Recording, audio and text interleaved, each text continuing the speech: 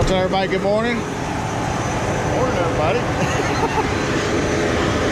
We got a special edition of the Muddyfeet concrete pumping. We got Bill, we got Ryan. He's here on his watch some boom pumping.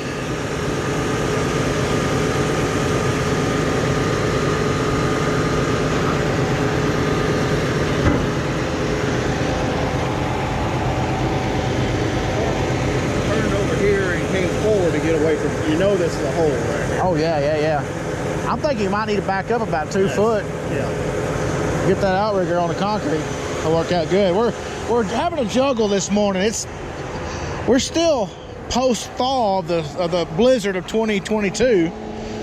Some of this stuff's pretty soft, so it's just not a good deal. Not a good deal. Plus these houses are getting bigger, man. We gotta buy bigger pumps. Well, you got to get a bigger pump. I'm teasing. Well, we're gonna get this outrigger where it comes. Can Bill see me? No. Got to lock them in. Lock the hubs.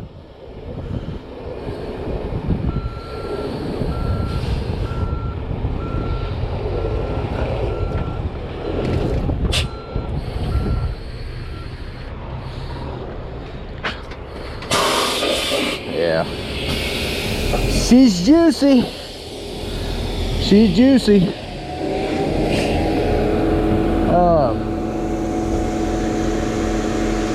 But yeah, that's what we're fighting this morning.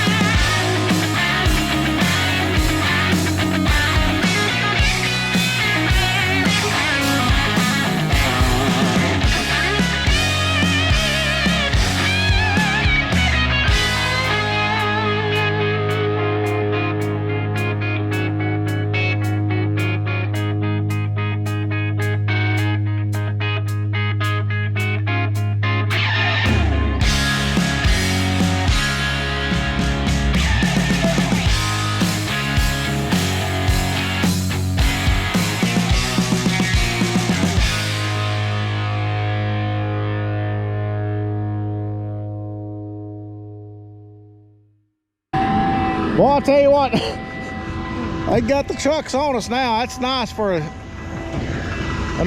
morning pour to have them put in here. We got a lot of mud to go. That reminds me of a story. I knew a guy. He started all his stories out or telling something with, boy, I'll tell you what, it didn't matter if he's talking about his toothpaste or if he's getting cut off on the road. It was the same intensity, and just you never know what was coming. It might have been his ice cream was melting, but it was, what, I'll tell you what. And then it went, so.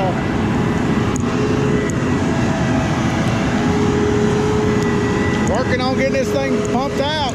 We've got a lot to go. There's a lot of house here, a lot of house. Of course,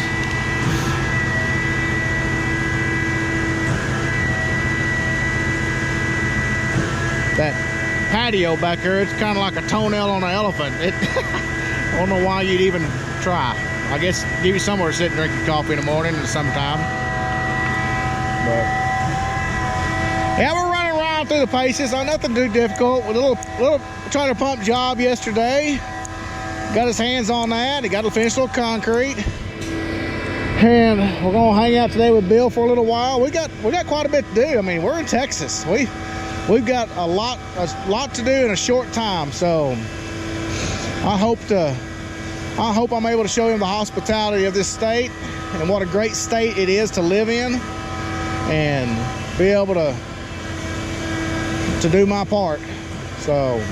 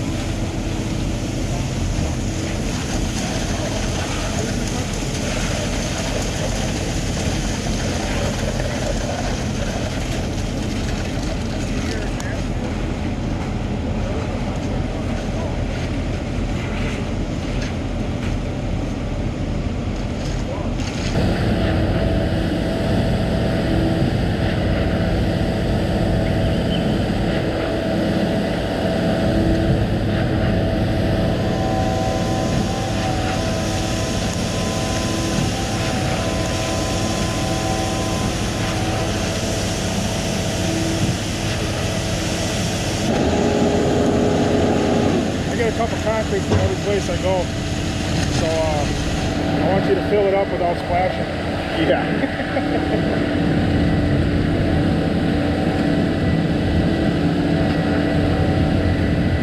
The gas guy doing? Really couldn't be going any better. The truck's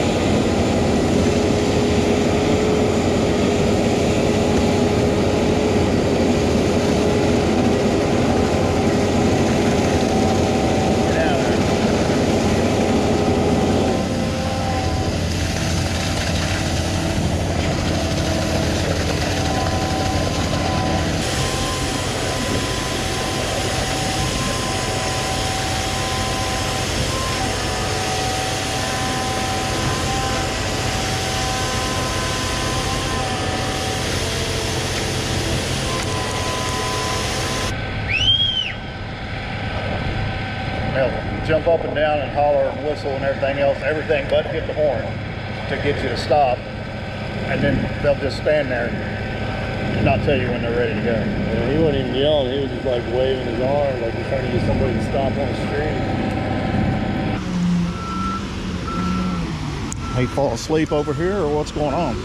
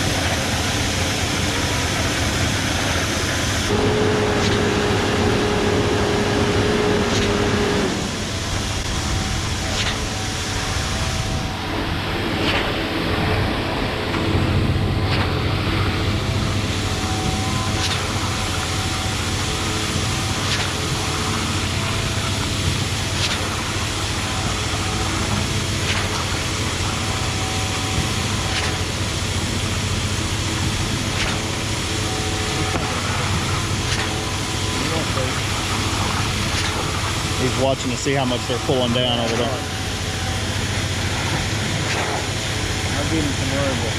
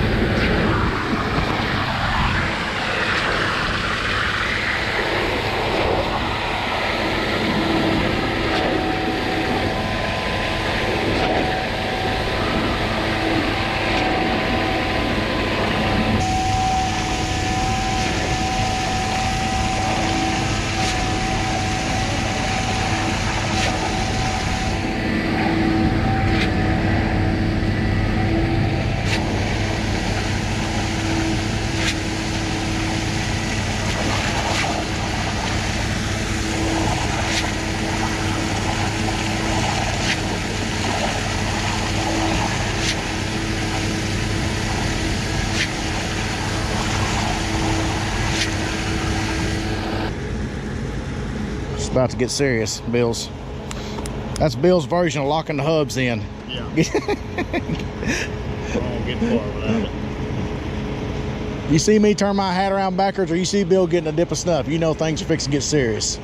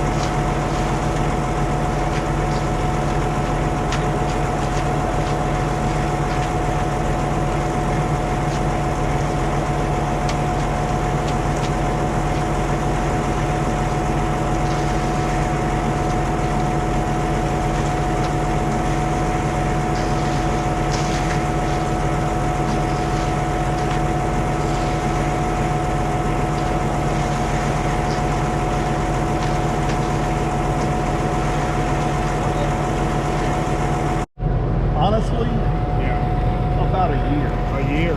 Yeah. Where you got here and you just knew you were going to be good at it. Yeah. After a month or so or whatever, I think a month or maybe two before he turned me loose on it. You know.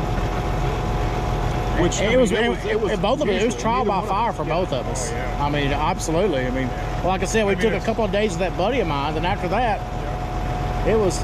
And the thing is, I went out first for probably 2 months by myself, because when Bill was going to go on his own, that way I had an idea. He needed to know. Oh, you had to. Yeah, if he had an issue, I'm the first phone call. Yeah. And if I'd never pumped with it, I'm like going, I don't know, call somebody, you know. So I'm the next wave of defense. So I had to have an idea of what he was saying, what was going on. That way I could help fix the problem or make another phone call. So Yeah, because I mean, this is it's intimidating. So you're not just going to gain confidence with a couple pours. Right. And number two, it can be dangerous. Absolutely. You can kill somebody with this thing. Absolutely. You can tip your truck over on somebody. You can hit one of these guys with the boom. there's 4 stages in this process. One is the setup. Yeah. If you do not complete this setup, then you're not going to do stage 2. So you have to complete this setup first and be correct about it. Get the outriggers, make sure Everything's anywhere. good. This has to be 100% before you begin the unfolding and all that. I've seen you working with this, and these things are sinking in the ground. All the wood and everything's going down. I've seen that. So this is solid here. the second process is getting the boom up and pumping the slab. Yeah. The third process is folding back up and getting the truck cleaned out. The fourth process is getting home safely. Yeah. So each one of those you have to complete 100% to be safe and be safe for the people you're working for. And so you have to break that down in your mind, how that goes. And you know, if you do all those steps correctly, then you'll be okay. But yeah, it's just not a matter of just grabbing the remote and You need something? I got you. You need some concrete? I got you. He doesn't even know what I'm saying. Come on. a shirt. Oh, you wanna do want it? a remote? Yeah. Probably better than me. You better both load this. Hello? You want it? I don't care. It's not my truck. There you go, man. You're gonna have to tighten it back up. But I will tell you, a saving grace for us when we got the boom trucks and started pumping was that we already knew how to pump concrete from years of running the trailer pump. Trailer pump teaches you how to pump concrete. These don't.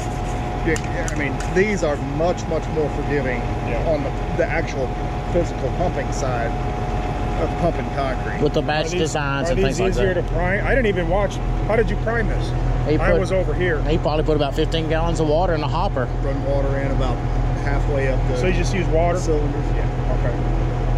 Because it seemed fast. I mean, you guys had this set up in about 15 minutes, 20 minutes, and the trucks were here. That went quick. Yeah. No, he'll put about 15 gallons of water in the hopper. And it's a timing thing. You got to time it right because you don't want the concrete to just come in on top of your water and wash, you know. Then because they'll just push your water out. Yeah, you won't get it. You want the water to go into the system in front of the concrete. And for me, and everybody kind of does it different or whatever, but for me, it's I watch when they start pouring. As soon as it rolls over onto the chute or whatever, I start to go. And like Jeff will get the swing valve in, you know, one side and pour concrete. You know, he wants the concrete to fall on the back side of it to push the water into the cylinder.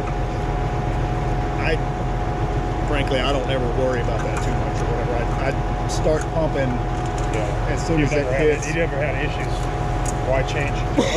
It's 99% effective for both ways. I mean, sometimes you get that bony mix, and like we had yesterday. Yep, and it'll just. Yesterday we plugged up. I mean, as soon as you start pumping, it plugged in what 4 or 5 of the connections. It made it about 150 feet. Just on prime. Yeah. And it was kind of downhill, and it was a bony mix. Had a lot of man sand in it. And a funny thing is, like sometimes, like you know, jobs like this or whatever, where you got trucks just coming one after another, you'll pump along 5 trucks just fine or whatever, and then you hit one, and it sounds different, it acts different, it'll sputter, may stop up, and it's it's that one of these isn't like the other. With that truck. You know, that it's the same thing when we're pouring the concrete. Every once in a while, you'll get a truck or you'll do a pour, and say it's 3 trucks. All of a sudden, your third truck is setting faster than your first truck, and you poured your first truck an hour ago. Right. Like, what's going on here? All right, we got tag load here. Jeff and Ryan had to take off. Left me here to finish this out.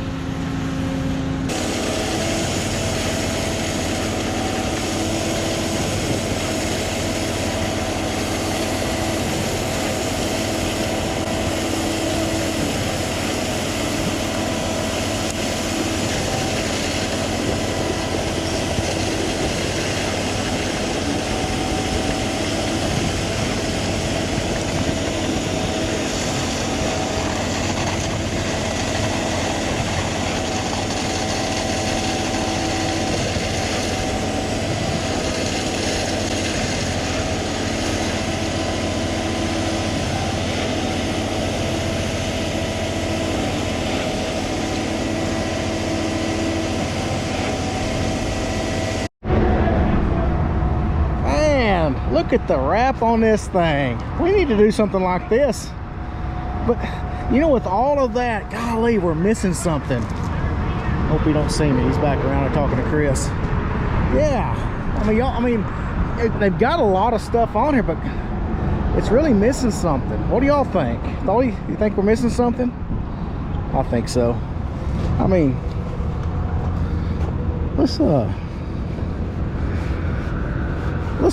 let's finish him out right here. Look at there. How about that? Perfect. Oh, we got one more. Gotta hurry. He's kind of wrapping the conversation up over there. Told him I had to go around the corner and take a leak, so that way he wouldn't follow me. Come on, peel sticker. There we go. Okay, that's complete. All right, well, thanks, man. I really appreciate it, all of that. It's been a good time. Yeah, I learned a lot about pumps. Learned a lot about Texas. Learned some new lingo. Yeah, right. And I learned a lot about cowboy hats, cowboy boots. The pricing of cowboy, it's not cheap to be a cowboy, I promise you. It's not. I learned that, but yeah, I had a great time. Texas is a beautiful state, beautiful weather. And you just saw a portion of it. Oh yeah. You know? Yeah. We did drive quite a bit though. Yeah. We put some miles out. Yeah, we sure did. All right, man. Well, thank you very much. Oh, Ryan, it's good to meet you. Yeah, that was a good time. Glad to have you. I'll be back. I hope so. Yeah, I'll be back. I hope sure. so. We'll do a hunting trip. Yeah, maybe. that'd be great. So I definitely plan on coming back down here. I just had too much fun to leave and never come back. And Texas will do that to you. It will. But y'all check out Ryan's channel on Victory Outdoor Services if y'all haven't already, and you'll get to see a lot of good times with your guys that you have. They like to give each other a hard time and get the job done too. So y'all check that out, and don't forget to lock the hubs in. We'll talk to you later.